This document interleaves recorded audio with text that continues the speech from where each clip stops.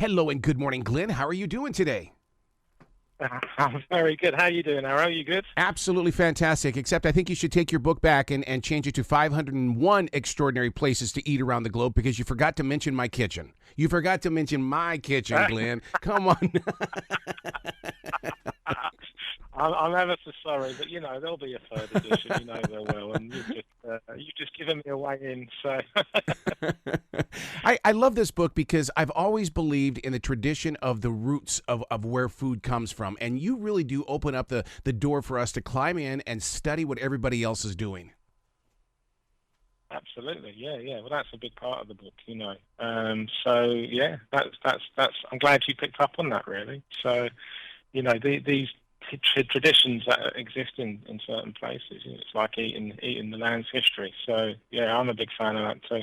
Well, you've got to have a lot of courage because when you step into a small village or a town that really doesn't have the luxury of the larger cities, I mean, but you're going to try the food anyway. I mean, that takes a lot of courage. But it's like anything, when you go on holiday and there's some water to swim in, and you find on the first day you're a little bit within yourself, and by the seventh day, you're doing flips underwater.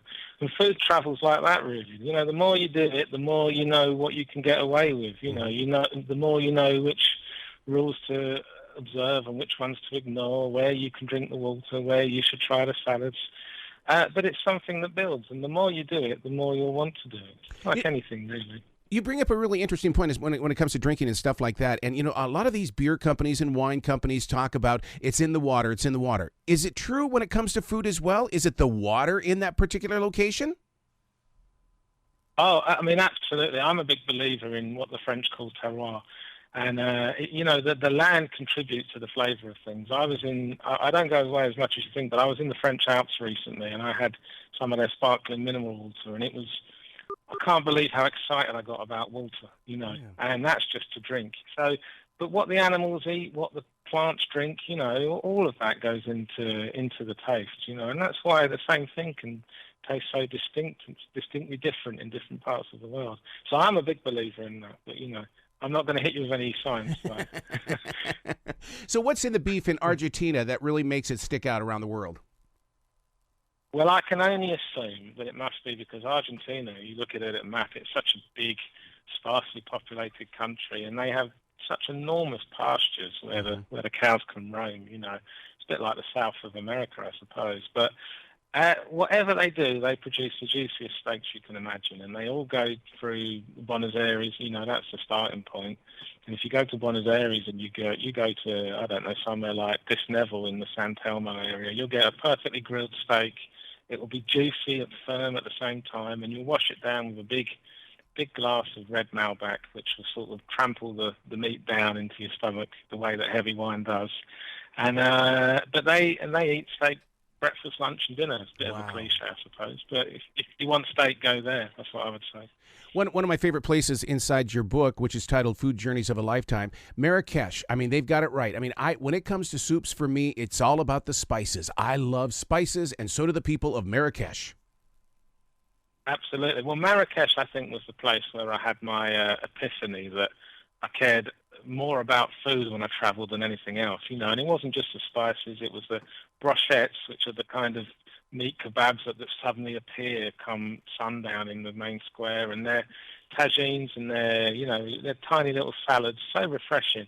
And it was so hot when I was there that I had no energy to do anything but eat, and eat I did. Mm-hmm. And I think Marrakech was the place that turned me around, so I would absolutely recommend going there.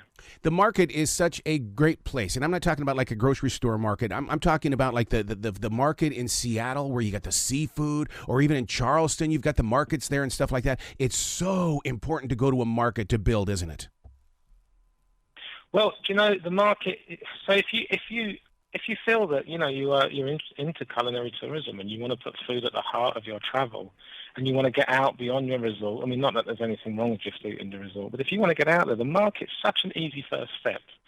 And you go and you see how things are piled up, and you talk about Marrakech, those big cones of spices piled up high. But like the fish market in Seattle is a good example.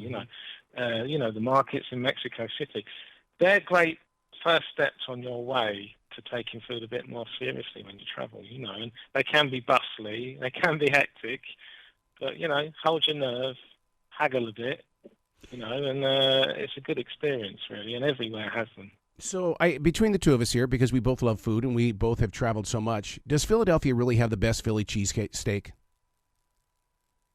Yeah, well, we're saying so. It's funny you say that because I'm sat here in London, and opposite me is a pub that does wonderful Philly cheesesteaks. But I think the difference is the one in the pub opposite me is quite a refined, sedate affair. And I think what you really want on a day like today, it's cold where I am, is you want the mess of a Philly cheesesteak, So if you go, I'd love to, if I could wave a wand now and be at Pat's King Steaks in Passyunk Avenue or in Gino's in Ninth, I'd do it. Or if I could go down to the Delaware River and go to John's Roast Pork or Tony Luke's, and I could have a Philly cheesesteak or a garlicky roast pork sandwich, with the spicy greens, I'd be in hog heaven. So it's a good place for sandwiches, isn't it?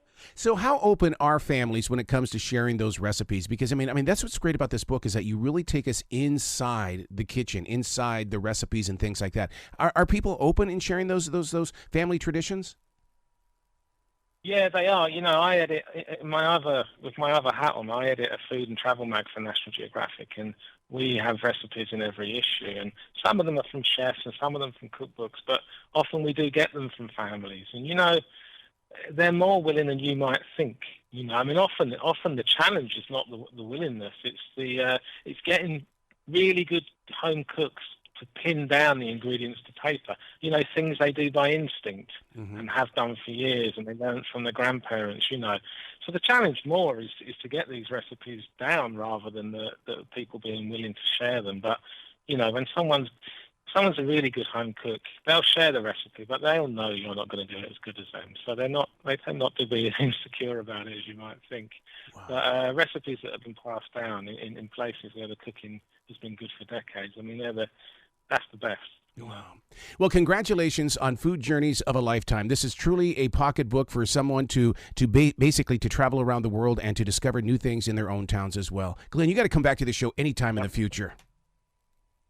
I'd love to. Fantastic. Thank you. Well, you be brilliant today, okay? And stay warm. Yes, you too. You too. Good to talk.